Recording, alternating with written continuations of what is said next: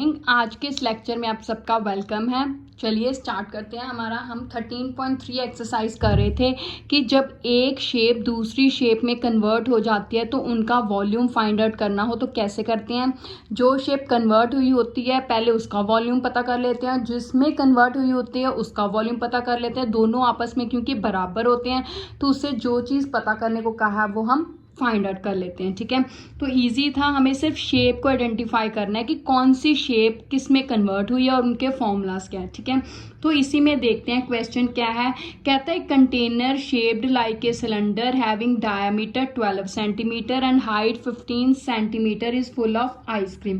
कहता है एक कंटेनर है, एक सिलेंड्रिकल कंटेनर है जिसकी डिस्क्रिप्शन दी हुई है। डायमीटर कितना है 12, तो रेडियस कितना हो गया 6।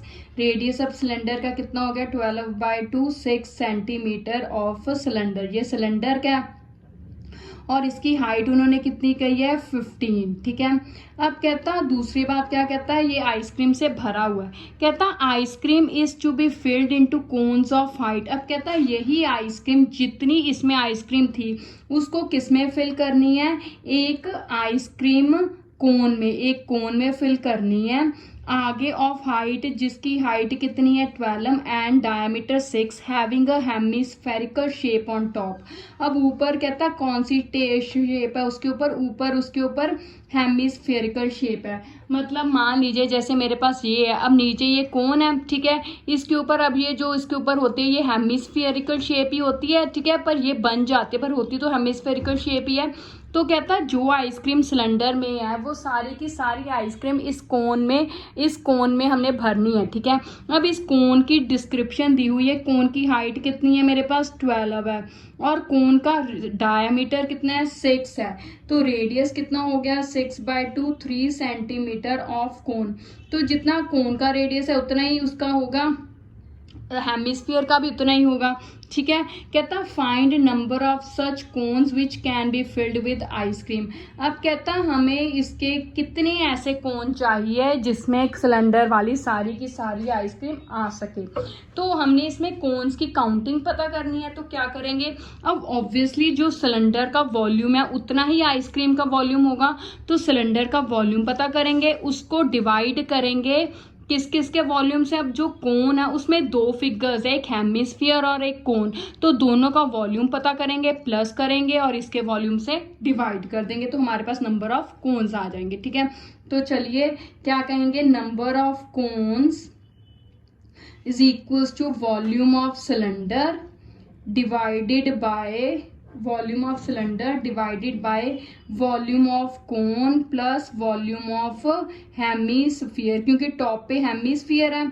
ठीक है, अब वॉल्यूम ऑफ सिलेंडर क्या होता है πr²h, वॉल्यूम ऑफ कोन क्या होता है 1/3 πr²h और वॉल्यूम ऑफ हेमिस्फीयर क्या होता है 2/3 πr³, यही होता है। ठीक है, अब पाई तो कॉमन निकल ही सकती है, तो पाई कॉमन निकाल दी, क्या बचा r की वैल्यू r²h बाय यहाँ पे 1/3 पाई मैंने कॉमन निकाल दी क्योंकि 3 भी कॉमन है, तो क्या बचा r²h प्लस 2r³, यही है। ठीक है, तो चलिए अब ये पाई कैंसिल हो गया।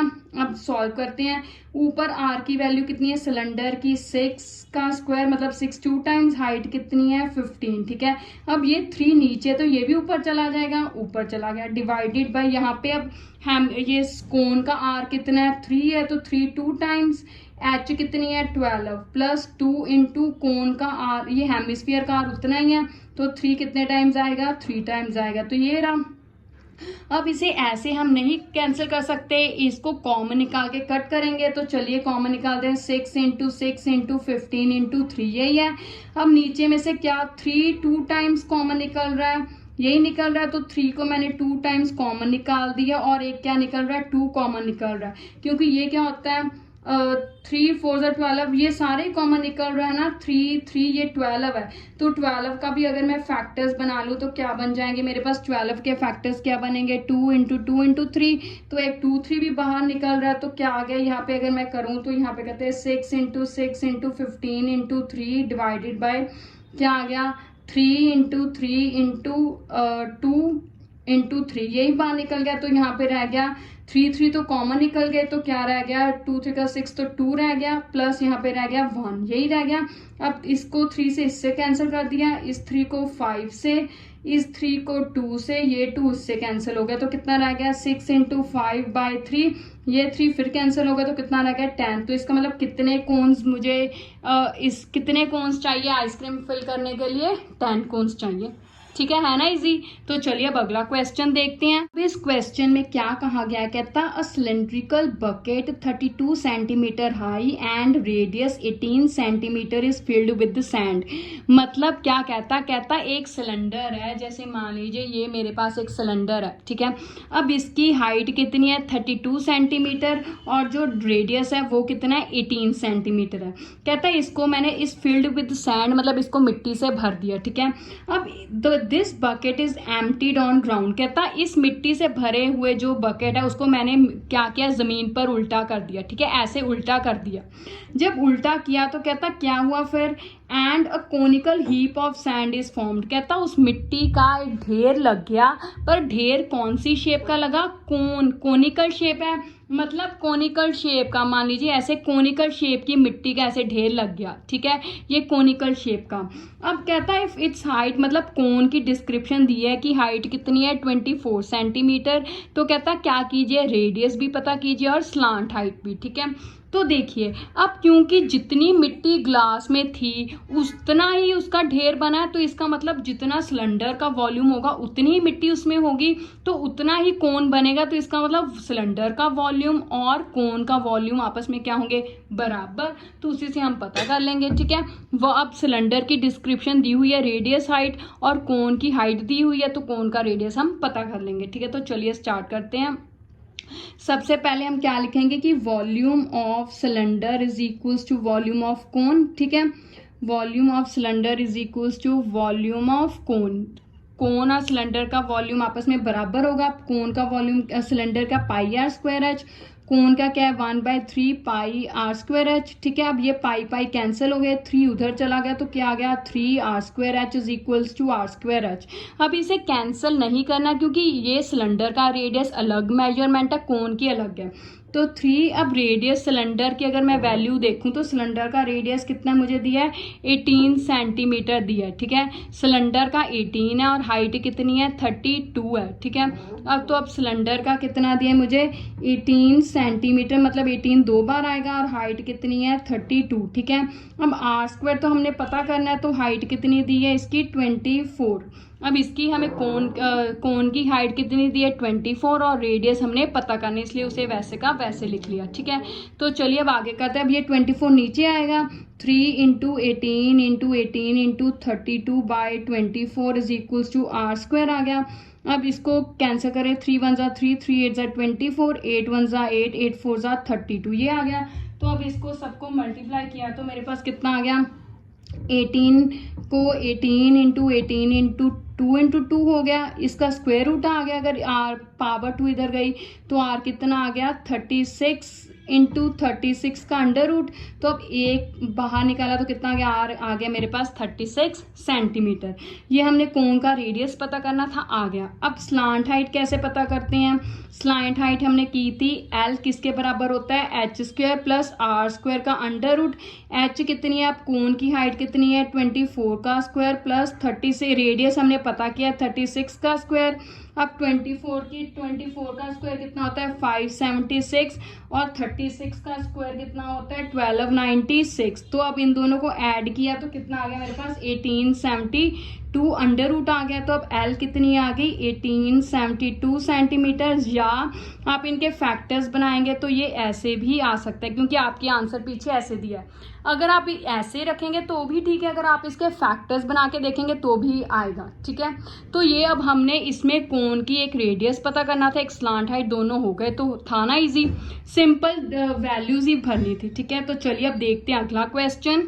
अब इस क्वेश्चन में क्या कहा गया है, कहता है water in a canal 6 metre wide and 1.5 metre deep is flowing with a speed of 10 kilometre per hour. ये क्वेश्चन इंपॉर्टेंट है इसलिए ध्यान से समझिएगा, थोड़ा सा टिपिकल है, ज़्यादा नहीं, बस थोड़ा सा टिपिकल है, ठीक है। कहता how much area will it irrigate in 30 minutes if 8 centimetre of standing water is needed. ठीक है, अब इस क्वेश्चन को ध्यान से समझिए। सबसे पहले एक दो वर्ड्स हम समझते हैं। कैनाल, सबने इंग्लिश में पढ़ा है कैनाल, पर एक्चुअल में अब हम मैथ्स में क्योंकि इसकी बात करते हैं तो हमें इसका थोड़ा सा मतलब समझ आना चाहिए कि कैनाल क्या है।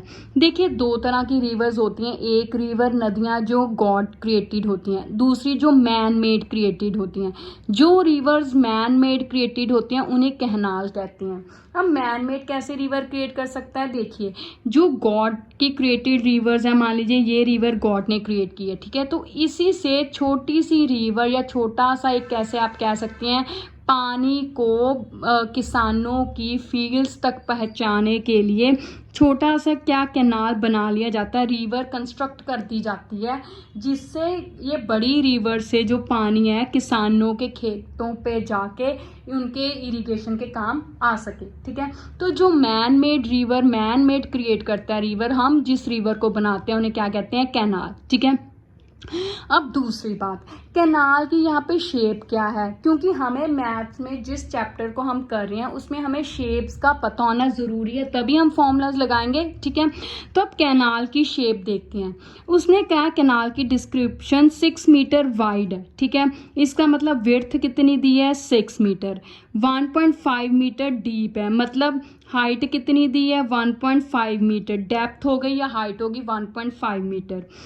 Is flowing with the speed of 10 kilometre per hour. कहता 1 घंटे में 10 किलोमीटर वो कवर करता है। तो 10 किलोमीटर अल्टीमेटली उसका पूरी डिस्टेंस हो गया कि मान लीजिए ये मेरे अंदर एक चीज़ है, पानी है, तो वो कहता जो कैनाल है वो 1 घंटे में 10 किलोमीटर तक कवर करता है। तो मान लीजिए ये 10 किलोमीटर तक कवर करता है, तो अल्टीमेटली ये इस ग्लास की लेंथ ही हो गई ना। ठीक है, तो इसका मतलब यहाँ पे इसकी लेंथ कितनी हो गई? 10 किलोमीटर्स। ठीक है, 10 किलोमीटर्स हो गई। ठीक है, टाइम क्या दिया? 1 घंटे के अकॉर्डिंग हम चल रहे हैं कि 1 घंटे में ये सब कुछ उसके कर रहे हैं। ठीक है, अब मेरे पास क्यूबाइड, मतलब जो कैनाल है in the shape of cuboid clear हो रहा है, क्योंकि लेंथ, ब्रेड्थ, हाइट, विड्थ को हम ब्रेड्थ भी कहते हैं, तो लेंथ, ब्रेड्थ, हाइट आ गया, तो इसका मतलब कैनाल की शेप कौन सी है? क्यूबाइड की है। अब कहता उसी क्यूबाइड कैनाल से पानी निकला। कहता 30 मिनटों में उसने किसान की if 8 centimetre of standing water is needed, मतलब कहता 30 मिनटों में उस कैनाल के पानी ने कितना एरिया इरिगेट किया। ठीक है, मतलब उस ये कैनाल से पानी किसी किसान के खेत में गया तो उस खेत के कितने एरिया को आधे घंटे में इसने क्लियर किया, मतलब इरिगेट किया। तो अब यहाँ पे एक चीज़ समझने वाली है कि हमें यहाँ पे कैनाल की शेप पता चल गई, लेकिन ये बात है कि जितना पानी इसमें होगा उतना ही पानी आगे किसान के खेत में जाएगा। मान लीजिए मेरे पास इस ग्लास में आधा लीटर पानी है, तो वो आधा लीटर पानी ही मैं आगे ट्रांसफ़र करूँगी खेत में, उससे ज़्यादा, आधे लीटर से ज़्यादा एक जाते जाते 1 लीटर तो नहीं बनेगा। आधे लीटर अगर यहाँ से आधा लीटर निकलेगा तो आधा लीटर ही पहुँचेगा। तो इसका मतलब वॉल्यूम ऑफ वाटर कैनाल में और वॉल्यूम ऑफ वाटर किसान के खेत में दोनों क्या होंगे? बराबर।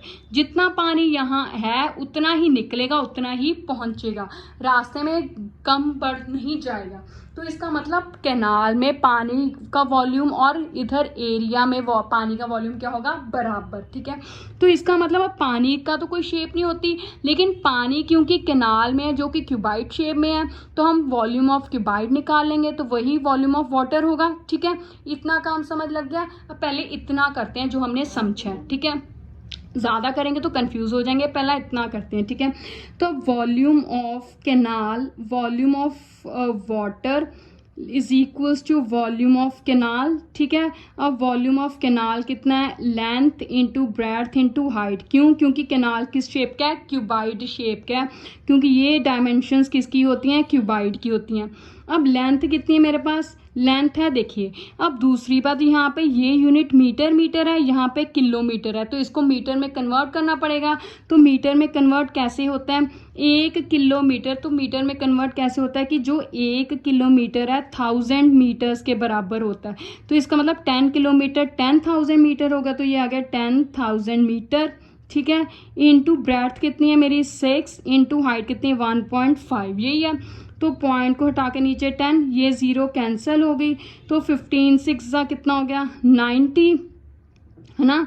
15 6 मेरे पास कितना हो गया 90 हो गया। तो ये अब 15 6 90, 90 के पीछे 3 zeros मतलब 90,000 मेरे पास आ गया मीटर क्यूब आ गया, ठीक है। और ये कितने में आया, टाइम इसका क्या है 1 आवर में, क्योंकि 1 घंटा स्पीड थी आर के अकॉर्डिंग थी, तो 1 घंटे में उस कैनाल में पानी कितना था, इतना 90,000 मीटर क्यूब था, ठीक है। अब हमें जो टाइम दिया उसने क्या 30 मिनटों में कितना होगा। पहले हम 30 मिनटों में पानी कैनाल में देखेंगे कि कैनाल में हमारे पास 30 मिनटों बाद कितना पानी है, तो उतना ही पानी सेम हमें किसान के खेत में जाएगा। तो इसका मतलब अब हमें 1 घंटे में इतना मिला है, 1 घंटे मतलब कितने मिनट्स में 60 मिनटों में इतना पानी गया, तो 30 मिनटों में कितना जाएगा कैलकुलेट कर लेंगे। तो चलिए करते हैं, स्टेप बाय स्टेप क्वेश्चन करेंगे तो कभी कंफ्यूज नहीं होंगे। तो अब क्या था मेरे पास कि 1 घंटे में मतलब 16 minutes is equals to 1 hour, water कितना फ्लोज हुआ है, तो मेरे पास हुआ है 90,000 मीटर क्यूब, ठीक है। तो 30 मिनट्स में कितना होगा, 30 मिनट्स में वाटर फ्लोज कितना होगा, 30 मिनट्स में वाटर फ्लो हुआ मेरे पास 90,000 डिवाइडेड बाय 60 इंटू 30, ठीक है। तो ये हो गया 2, 30 को 60 को 30 से डिवाइड किया 2 के टेबल पे अब 90,000 गया, तो ये 45,000 आ गया, ठीक है। तो अल्टीमेटली मेरे पास 45,000 मीटर क्यूब पर मिनट्स आ गया। अब मिनट, अब 30 मिनट्स बाद उस टैंक में पानी कितना होगा, कितना वॉल्यूम होगा, 45,000 वॉल्यूम होगा, ठीक है। अब यही पानी जितना इसमें है तो आधे घंटे बाद किसान के खेत में इतना ही पानी जाएगा ना। अब हमने पता क्या करना है, किसान के खेत का एरिया पता करना है। अब पहले बात अगर किसान के खेत की करें तो अब किसान के खेत का हम क्या बात, पहले शेप ढूंढेंगे, कौन सी शेप है। देखिए किसान के खेत की शेप की अगर बात कीजिए तो शेप हमेशा आपने देखा होगा फील्ड्स इस तरह की होती हैं, ठीक है, एक रेक्टेंगुलर टाइप होती है। तो इसका मतलब एरिया तभी बात की है इंटू लेंथ इंटू ब्रेड्थ होगी, ठीक है। लेकिन साथ में उसने क्या कहा, if 8 centimetre of standing water is needed, उसका स्टैंडिंग वाटर 8 सेंटीमीटर है, मतलब अल्टीमेटली उसने क्या दिया, इसमें हाइट भी दी है, तभी उसने कहा कि उसमें स्टैंडिंग वाटर कितना 8 है, तो इसका मतलब इसकी हाइट कितनी दी है 8। तो अगर हाइट भी इंक्लूडेड हो गई तो फिर ये क्यूबाइड बन गया। तो इसका मतलब वो जो वाटर एरिया है उसमें क्यूबाइड की शेप क्या है, उसमें हमने एरिया पता करना है, इसका मतलब लेंथ इंटू ब्रेड्थ की वैल्यू पता करनी है, हाइट हमें दी है। अब पानी का वॉल्यूम तो उतना ही रहेगा, तो मेरे पास क्या बन गया यहाँ पे आ गया कि volume of water in tank that flows out after 30 minutes is equals to volume of water for irrigation, यही है, ठीक है। तो ये कितना है मेरे पास, ये 45,000 है। अब volume of water for irrigation का क्या मतलब है, एरिया, ठीक है, area of irrigation into height, यही बात है। एरिया ऑफ इरिगेशन मतलब यहाँ पे length into breadth into height है, क्योंकि क्यूबाइड शेप में है, तो हाइट की वैल्यू हमें दी हुई है 45,000। हाइट कितनी है मेरे पास 8 है। अब देखिए जो 8 दी है उन्होंने सेंटीमीटर दिया, हमें 8 सेंटीमीटर दिया है, जबकि सारी चीज़ें तो हमारे पास मीटर में है, तो इसको सेंटीमीटर में कन्वर्ट करेंगे 100 से डिवाइड करके, ठीक है। अब ये 100 ऊपर जाएगा तो 45,000 into 100 by 8 into length into breadth, मतलब क्या हो गया, ये एरिया हो गया, ठीक है। अब 8 के टेबल में इसको डिवाइड किया तो कितना आ गया मेरे पास, ये आ गया 56 2500, ये आ गया 56 2500, ठीक है, इन मीटर स्क्वायर आ गया मेरे पास एरिया, ठीक है। तो ये अब एक बात है, यहाँ पे हमारा क्वेश्चन खत्म हो गया, लेकिन आपके बुक में पीछे उन्होंने दो आंसर्स दिए हैं, एक मीटर स्क्वायर यूनिट में, एक हेक्टेयर्स में। मीटर स्क्वायर में तो हमारा आंसर आ गया, अगर आप यहाँ तक करोगे तो भी ठीक है। अगर आपने बुक के अकॉर्डिंग आंसर मैच करना है तो हेक्टेयर्स में भी करना है। तो कैसे कन्वर्ट करेंगे, देखिए 10,000 मीटर स्क्वायर एक हेक्टेयर के बराबर होता है। अब यहाँ पे मीटर स्क्वायर है, ठीक है, पर 10,000 होता है, तो इतने मीटर स्क्वायर किसके बराबर होंगे, तो इसको 10,000 से क्या करेंगे, डिवाइड, इसको क्या करेंगे 10,000 से डिवाइड, तो ये ज़ीरो इसके साथ, ये ज़ीरो इसके साथ, 100 बच गया, मतलब नीचे दो ज़ीरोस बच गई, तो पीछे दो नंबर छोड़ के पॉइंट लगाइए, तो क्या बन गया 56.25 हेक्टेयर्स आ गया, ठीक है। तो ये आपका बुक के साथ मैच करने के लिए हेक्टेयर्स में भी हमने आंसर निकाल दिया। अदरवाइज अगर आप मीटर स्क्वायर तक करेंगे तो भी ठीक है, ठीक है। तो ये इंपॉर्टेंट क्वेश्चन था, थोड़ा सा कॉम्प्लेक्स था, क्यों, क्योंकि हमें कैनाल और एरिया जिसको हमने इरीगेट करना है उसकी शेप मालूम करने में टाइम लग रहा था, अदरवाइज कुछ नहीं था, ठीक है। अब चलिए नेक्स्ट क्वेश्चन करते हैं। चलिए अब इस ये लास्ट क्वेश्चन जो है 13.3 का देखते हैं क्या क्वेश्चन है। कहता a farmer connects a pipe of internal diameter 20 centimetre from a canal into cylindrical tank which is 10 metre in diameter and 2 metre deep. मतलब हम पिछले क्वेश्चन में फार्मर वगैरह की बात कर रहे थे, तो वही आ गया एक्चुअल में। अल्टीमेटली ये क्वेश्चन पिछले क्वेश्चन की सेम है और ये भी उतना ही इम्पॉर्टेंट है जितना पिछला क्वेश्चन, पर इसमें थोड़ी सी इजीनेस है, क्या वो हम देखेंगे। कहता if speed of water through pipe is 3 kilometre per hour then in how much time will the tank be filled. मतलब कहता एक कैनाल से एक पाइप निकाली, अब पाइप हमें पता है सिलेंड्रिकल शेप की होती है, तो ये पाइप है मान लीजिए, ठीक है, ये मान लीजिए कैनाल है, तो उसमें से ये पानी पाइप में निकला, ठीक है। कहता farmer connects a pipe of diameter, इसका डायमीटर कितना है 20 है, तो रेडियस कितना हो गया 10 हो गया, ठीक है। पर ये बात याद रखनी, यहाँ पे ये सेंटीमीटर दिया और बाकी सारी चीज़ों के यूनिट्स क्या है मीटर है, तो इसको हमें मीटर में कन्वर्ट करना पड़ेगा, ठीक है। चलिए वो बाद में देखेंगे। फ्रॉम ए कैनाल, कैनाल से एक पाइप निकल रही है इनटू अ सिलेंड्रिकल टैंक, और सिलेंड्रिकल टैंक तक जा रही है, तो ये मान लीजिए मुझे सिलेंड्रिकल टैंक है। अब यहाँ पे क्या चीज़ इजी है कि हमें पिछले क्वेश्चन में ना तो वो कैनाल की शेप पता थी, हमने खुद गैस की, और ना ही फार्मर के फील्ड की।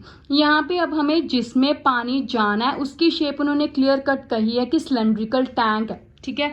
तो इसका मतलब इसकी शेप तो क्लियर कट है कि सिलेंड्रिकल टैंक है। अब इसकी डिस्क्रिप्शन क्या दी है कि 10 मीटर डायमीटर है, तो मतलब रेडियस कितना हो गया इसका 5 मीटर, और इसकी हाइट भी दी है 2 मीटर हाइट है, तो ये हो गया, ठीक है। अब इसकी डिस्क्रिप्शन भी प्रॉपर दी हुई है। कहता अगर पानी की इस पाइप से फ्लो की स्पीड कितनी है 3 किलोमीटर पर आ रहा है, तो कितने टाइम में ये टैंक पूरा पानी से भर जाएगा, ठीक है। तो अब देखिए ये जो पाइप है ये भी कहीं ना कहीं सिलेंड्रिकल ही है, ठीक है। तो इसका रेडियस पहले हम कर लें, पाइप रेडियस, ठीक है।